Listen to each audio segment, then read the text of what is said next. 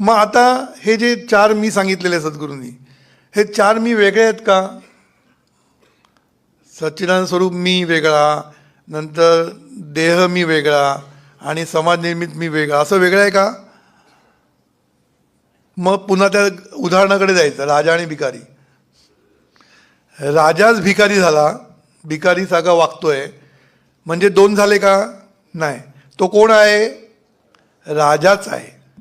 म्हणजे आपलं जे सगळे किती मी म्हटले तरी ते शेवटी सच्चिदानंद स्वरूप मीच आहे, हे लक्षात ठेवायचं. फक्त त्याच्या विसर पडल्यामुळे तो भिकाऱ्यासारखा वागतोय, म्हणजे प्रल्हादसारखा वागतोय. स्वतःला प्रल्हाद समजतोय, स्वतःला भिकारी समजतोय, एवढाच फक्त फरक आहे.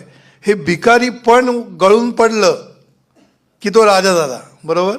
भिकारी पण गळून पडलं आणि त्याला कळलं तर तो राजा झाला.